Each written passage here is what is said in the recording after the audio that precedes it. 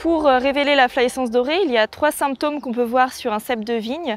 Il y a des feuilles qui rougissent ou qui jaunissent, les bois out mal et les grappes dessèchent. Ces symptômes sont plus ou moins marqués sur un même cep et il peut y avoir un seul rameau sur le cep qui exprime les symptômes. Donc on a détecté la maladie en 1955 dans le Gers. Elle s'est ensuite répandue dans tout le sud de la France et puis elle est montée dans le nord et maintenant jusqu'en Champagne. Donc la flavescence dorée est une maladie très épidémique qui contamine 61% du vignoble français et qui impose l'arrachage des ceps et des traitements insecticides pour pouvoir la contrer. Alors le projet Coact travaille sur la flavescence dorée de la vigne. Dans ce projet, nous avons confirmé que les aulnes et les clématites constituent des réservoirs de la maladie, mais que le transfert par des insectes vers la vigne est rare. Les risques de transfert depuis les repousses de vigne sont bien plus élevés.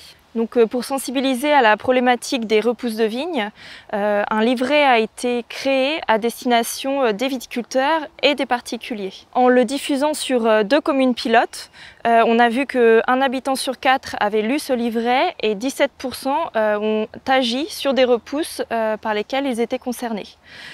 Cette dynamique va être poursuivie dans un autre projet porté par le Gédon des Bordeaux.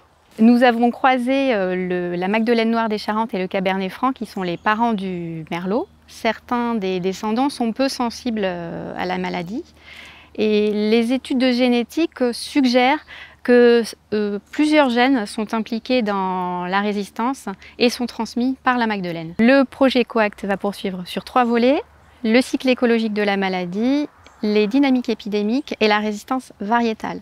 Le transfert d'outils vers la filière sera renforcé pour aider à mieux contrôler les émergences et la propagation des épidémies. Nos études sur la Bourgogne et le Bordelais seront complétées et prendront également en compte d'autres régions comme le Gard, la Savoie, le Jura, mais également les régions où de nouveaux cas ont été détectés en Alsace et en Champagne. Donc avec le projet Coact 2, nous allons déterminer l'origine des premiers cas détectés dans le Grand Est. Nous préciserons les plantes hôtes de l'environnement des vignobles ainsi que les insectes vecteurs impliqués. Nous allons développer et transférer de nouveaux tests de détection et de génotypage afin d'identifier au plus tôt les émergences de flavescence, mais également d'autres phytoplasmoses de la vigne présentes dans le monde. Nous allons rassembler dans une base de données unique les données de prospection de plusieurs régions, ce qui nous permettra d'affiner nos travaux de modélisation.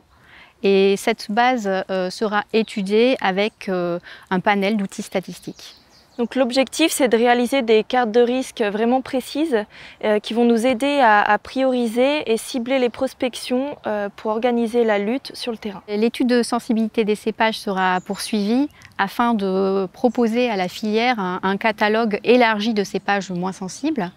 Sur le plan génétique, nous devrions mieux comprendre les mécanismes de résistance à la maladie et identifier d'autres sources de résistance que la Magdeleine, notamment chez la parenté de la Syrah, et ainsi appuyer les programmes de création variétale.